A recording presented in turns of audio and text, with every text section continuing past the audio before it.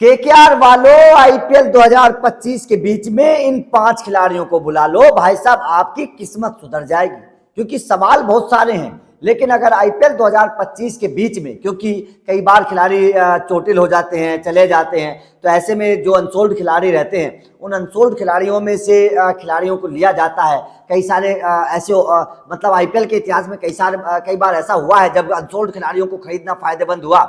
जैसे कि राजस्थान की बात कर लीजिए, संदीप शर्मा अनसोल्ड खिलाड़ी थे, प्रसिद्ध कृष्णा चोटिल हो गए थे, चोटिल होने के बाहर हो गए, संदीप शर्मा को अनसोल्ड खिलाड़ी को खरीद लिया। उसके बाद में संदीप शर्मा आज रिटेन है, आज देखिए कितना अच्छा उनकी किस्मत खुली है संदीप शर्मा की। तो ऐसे कई सारे अनसोल्ड खिलाड़ी होते हैं जो बढ़िया परफॉर्मेंस करते हैं। तो ऐसे में कई सारे अनसोल्ड खिलाड़ी ऐसे हैं जो इस वक्त बढ़िया परफॉर्मेंस कर रहे हैं, शानदार तरीके से कर रहे हैं, और अनसोल्ड खिलाड़ियों को लेना केकेआर के लिए फायदेमंद हो सकता है। अब वो अनसोल्ड खिलाड़ी कौन से हैं? क्योंकि देखिए कई सारी जगह पर केकेआर अभी कमजोर है। जैसे केकेआर पर कोई भारतीय अच्छा विकेट कीपर नहीं है, केकेआर पर कोई रहाणे के अलावा कोई दूसरा रिप्लेसमेंट खिलाड़ी नंबर 4 पर, हालांकि मनीष पांडे भी हैं, लेकिन कोई नौजवान खिलाड़ी जिसके ऊपर आप 4 साल तक भरोसा कर सके, 5 साल तक भरोसा कर सके, ऐसा कोई खिलाड़ी नजर नहीं आ रहा है। उसके अलावा अगर मैं बात करूं तो कोई ऐसा लेफ्ट आर्म पेसर मुझे केकेआर के पास नजर नहीं आ रहा है जो बढ़िया तरीके से खेलता हो, जो बढ़िया तरीके से गेंदबाजी करता हो, विकेट टेकर हो। ऐसा कोई मुझे लेफ्ट आर्म पेसर नजर नहीं आ रहा है। तो जाहिर तौर पर कई सारी चीजें हैं केकेआर के खेमे में जो कमजोरी हैं। अब इन कमजोरियों को दूर करने के लिए मैं 5 दवाइयां बताऊंगा, 5 ऑप्शन बताऊंगा केकेआर को। अगर केकेआर इन 5 ऑप्शन को इस्तेमाल करती है, आईपीएल के बीच में 2025 के बीच में अगर इन 5 खिलाड़ियों में से किसी एक को भी खरीद लेती है, तो जाहिर तौर पर केकेआर का जो खेमा है वो मजबूत हो जाएगा और बेहतर तरीके से केकेआर की टीम मुझे नजर आएगी। अब अगर मैं सबसे पहले विकेट कीपर के तौर पर बात करूं, जो भारतीय विकेट कीपर होना चाहिए और जो इस वक्त फॉर्म में भी है, ऊपरी क्रम पर भी खेल सकता है, बढ़िया बल्लेबाजी भी कर सकता है, तूफानी अंदाज में शतक भी लगा चुका है, विकेट कीपर है उर्विल पटेल। उर्विल पटेल के बारे में मेरा मानना है कि उर्विल पटेल एक ऐसा खिलाड़ी, अनसोल्ड रहा है, पता नहीं क्यों अनसोल्ड रह गया, मुझे तो हैरानी होती है उर्विल पटेल जैसे खिलाड़ी के अनसोल्ड रहने पर। लेकिन उर्विल पटेल जैसे खिलाड़ी को अगर केकेआर खरीदती है तो मेरे हिसाब से केकेआर का सबसे बेहतर फैसला होगा, क्योंकि भारतीय खिलाड़ी के तौर पर आपको सस्ते में मिल जाएगा। उर्विल पटेल का तो बेस प्राइस भी कम है, आप बेस प्राइस पर उर्विल पटेल को उठा लीजिए, कोई प्रॉब्लम नहीं है। और आने वाले 4-5 साल के लिए आप उनको उनके ऊपर इन्वेस्ट कर सकते हैं। जिस तरीके से रिंकू सिंह के ऊपर आपने इन्वेस्ट किया था, उसी तरीके से आप उर्विल पटेल के ऊपर इन्वेस्ट कर सकते हैं। तो ये बहुत अच्छा ऑप्शन होगा केकेआर के लिए, अगर केकेआर चाहती है विकेट कीपर, क्योंकि भारतीय विकेट कीपर होना बहुत जरूरी है। आपके अगर विदेशी विकेट कीपर फेल हो गए तो कोई भारतीय विकेट कीपर ऐसा नहीं है, हालांकि एक खरीदा हुआ है, लेकिन वो ऐसा नहीं है कि जो अपने दम पर मैच जिताने की ताकत रखता हो या टी20 में बड़ा कारनामा करने की ताकत रखता हो। तो आपको एक अच्छा भारतीय विकेट कीपर चाहिए जो बढ़िया बल्लेबाजी कर सके। तो ऐसे में उर्विल पटेल मुझे लगता है कि शायद केकेआर के लिए बहुत सटीक रहेंगे। भारतीय विकेट कीपर है, बेस प्राइस भी कम है, कोई प्रॉब्लम नहीं होगी उर्विल पटेल को लेने में।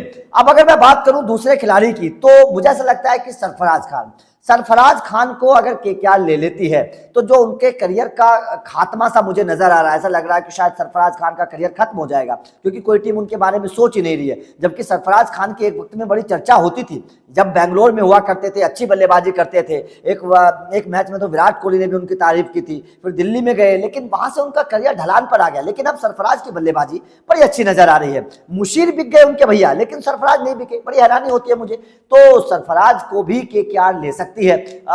ऊपरी क्रम पर, मध्यम क्रम में सरफराज बिल्कुल सटीक मुझे लगते हैं, अच्छे बल्लेबाज हैं। तो मेरे हिसाब से सरफराज खान को लेना केकेआर के लिए फायदेमंद साबित हो सकता है। सरफराज को लेना कोई नुकसानदायक केकेआर के लिए मुझे नहीं लगता कि होगा। उसके बाद में अगर मैं तीसरे खिलाड़ी की चर्चा करूं, क्योंकि कई सारे खिलाड़ी बड़े अच्छे हैं जो इस वक्त केकेआर के खेमे में आ सकते हैं, जिनसे गेंदबाजी मजबूत हो जाएगी बढ़िया, क्योंकि केकेआर के खेमे में लेफ्ट आर्म पेसर भी नहीं है, ऐसा खिलाड़ी नहीं है जो लेफ्ट आर्म पेसर गेंदबाजी कर सके, अच्छी विकेट टेकिंग गेंदबाजी कर सके, क्योंकि मिचेल स्टार्क की कमी केकेआर को खलेगी। तो ऐसे में मुझे ऐसा लगता है कि नवीन उल हक वो खिलाड़ी मुझे नजर आते हैं जो लेफ्ट आर्म पेसर की कमी भी पूरी कर देंगे, विकेट भी चटकाते हैं, शानदार तरीके के गेंदबाज भी हैं, अच्छे हैं। 4-5-6 साल तक आप उन पर इन्वेस्टमेंट भी कर सकते हैं, बहुत अच्छी कोई प्रॉब्लम भी नहीं है। और सबसे बड़ी बात क्या है कि अपने आप को साबित भी करके दिखा चुके हैं। आईपीएल में जब लखनऊ में थे, आपने देखा किस तरीके की गेंदबाजी नवीन उल हक करते हैं, और बड़े बड़े विकेट लेने के लिए जाने जाते हैं, गेंद को स्विंग करते हैं, अंदर भी ले जाते हैं, बाहर भी ले जाते हैं, यॉर्कर उनके पास बहुत अच्छी है। तो नवीन उल हक एक लेफ्ट आर्म पेसर के तौर पर मुझे ऐसा लगता है कि केकेआर के लिए बिल्कुल सटीक बैठेंगे। महंगे भी नहीं है, बेस प्राइस पर आप उनको खरीद लीजिए आईपीएल ऑक्शन के मतलब आईपीएल के बीच में 2025 के बीच में। तो नवीन उल हक केकेआर के लिए बहुत सटीक मुझे ऐसा लगता है कि रह सकते हैं। अगर मैं भारतीय गेंदबाजों की बात करूं तो भारतीय गेंदबाजों में भी कुछ ऑप्शंस ऐसे हैं जिन्हें केकेआर अपने खेमे में शामिल कर सकती है, जिन्हें केकेआर खरीद सकती है। उनमें से अगर सबसे बढ़िया मैं खिलाड़ी की बात करूं तो वो मुझे लगता है कि नवदीप सैनी, गस हटिक्सन एक मुझे ऐसा लगता है, हालांकि नवदीप सैनी भी है केकेआर में रह भी चुके हैं, आप लोगों को पता है।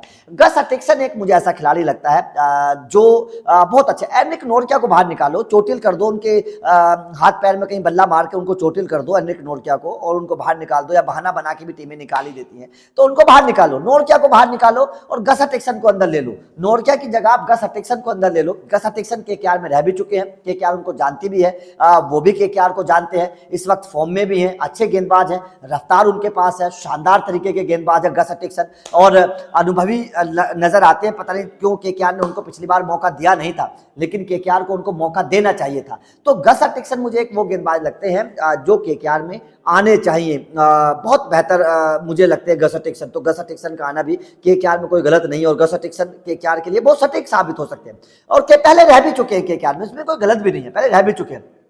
उसके बाद में अगर मैं बात करूं तो देखिए कई सारे खिलाड़ी ऐसे हैं जो केकेआर में आ सकते हैं, जैसे कि आप क्रिस जॉर्डन बहुत अच्छे खिलाड़ी हैं, लेकिन काइल जेमिसन बहुत अच्छे विदेशी खिलाड़ियों के तौर पर अगर मैं बात करूं तो, लेकिन उसके अलावा अगर मैं बात करता हूं तो ऐसे कई सारे गेंदबाज हैं। आप गेंदबाजों की अगर मैं बात करूं तो जैसे चेतन सकारिया केकेआर में पहले रह चुके हैं, लेफ्ट आर्म पेसर हैं, लेकिन केकेआर उनके बारे में सोच ही नहीं रही है, उनको अपने खेमे में लिया ही नहीं केकेआर ने। काइल मेयर्स बहुत अच्छे ऑलराउंडर है, गेंदबाजी बल्लेबाजी दोनों करते हैं, पता नहीं काइल मेयर्स को क्यों बाहर निकाल दिया।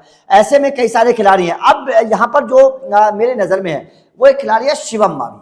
शिवम मावी वो खिलाड़ी है जो गेंदबाजी भी कर सकता है, बल्लेबाजी भी कर सकता है, शानदार तरीके की परफॉर्मेंस शिवम मावी करते हैं। तो शिवम मावी भी एक तरीके से बहुत बड़े एसेट केकेआर के लिए साबित हो सकते हैं। तो शिवम मावी को पता नहीं क्यों नहीं लिया, किसी भी टीम ने नहीं लिया। मैं तो बड़ा हैरान हूं कि शिवम मावी को कोई टीम क्यों नहीं ले रही है।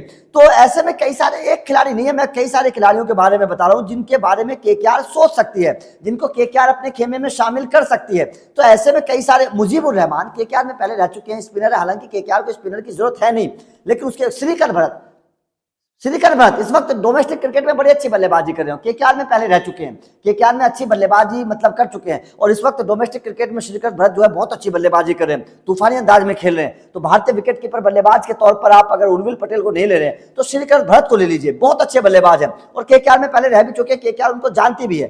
तो शार्दुल ठाकुर केकेआर में रह चुके हैं, केकेआर उनको जानती भी है, भारतीय ऑलराउंडर के तौर पर आप शार्दुल ठाकुर के पीछे जा सकते हैं।